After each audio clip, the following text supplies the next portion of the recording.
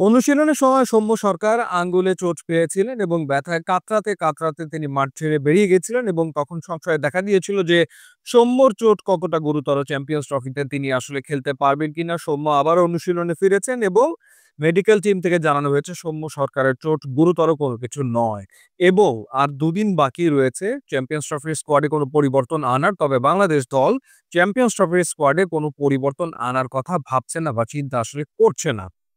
Phil Simmons Bangladesh দলের head coach হিসেবে যিনি দায়িত্ব পালন করছেন, তিনি বলেছেন যে বাংলাদেশের পক্ষে চ্যাম্পিয়ন্স ট্রফি জেতা সম্ভব।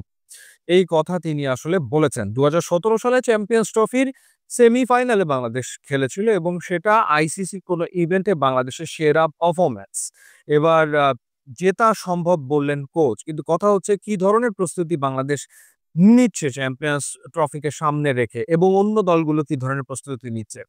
পাকিস্তান হোস্ট টিম, তারা ট্রাই নেশন সিরিজে খেলছে নিউজিল্যান্ড এবং সাউথ আফ্রিকাকে নিয়ে এবং এরই ভেতরে আমরা দেখেছি দলগুলোর কি কন্ডিশন, তারা কি ধরনের ক্রিকেট আসলে খেলছে। ৩০০-র উপর রান হচ্ছে এবং সেই রান আর এক দল অনায়াসে টপকে যাচ্ছে, এই ধরনের পারফরমেন্স আসলে আমরা দেখতে পাচ্ছি। তো এই তিনটে দল তারা ট্রাই নেশন সিরিজে খেলে চ্যাম্পিয়ন্স ট্রফির প্রস্তুতি সেরে নিচ্ছে। ভারত এবং ইংল্যান্ড, তারা দ্বিপাক্ষিক সিরিজ খেলছে। ৩ ম্যাচের ওয়ানডে সিরিজ তারা খেলে চ্যাম্পিয়ন্স ট্রফির জন্য প্রস্তুতি সেরে নিচ্ছে। এরপর অস্ট্রেলিয়া শ্রীলঙ্কার সাথে টেস্ট সিরিজ শেষ করার পর দুটো ওয়ানডে ম্যাচ খেলবে এবং সেই দুটো ওয়ানডে ম্যাচ খেলার পর তারা চ্যাম্পিয়ন্স ট্রফিতে মাঠে নামবে। তো সেইখানে বাংলাদেশের ক্রিকেটাররা মাত্রই আসলে বিপিএল শেষ করেছে। তাদের মনোযোগ ছিল বিপিএল এ টি-20 ফরম্যাটে। তো ফরম্যাটটা কিন্তু বদলে যাচ্ছে। টি-20-র জায়গাতে ওয়ানডে ক্রিকেট খেলতে হবে এবং এই যে বদলে যাওয়াটা, এই বদলে যাওয়াটার সাথে মানিয়ে নিতে কিন্তু বাংলাদেশ দলের ডেফিনিটলি সময় লাগে। কিন্তু সেই দিকটার ব্যাপারে বিসিবি আসলে খুব একটা মনোযোগী হতে পারেনি, কারণ তাদের মনোযোগ ছিল একটা সফল বিপিএল আয়োজনের দিকে।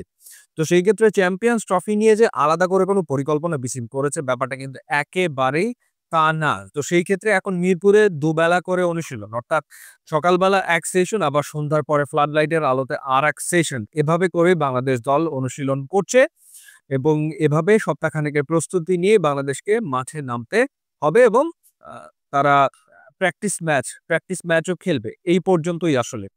ওয়েস্ট ইন্ডিজের বিপক্ষে বাংলাদেশ যে ওয়ানডে সিরিজ খেলেছিল সবশেষ, সেই সিরিজের রেজাল্ট কি সেটা নিশ্চয়ই আপনাদের মনে আছে। সেই সিরিজে বাংলাদেশ কিন্তু আসলে হোয়াইট ওয়াশ হয়েছিল। ওয়ানডে ফরম্যাটে ৩-০ তে সিরিজ হেরেছিল বাংলাদেশ ওয়েস্ট ইন্ডিজের মাটিতে।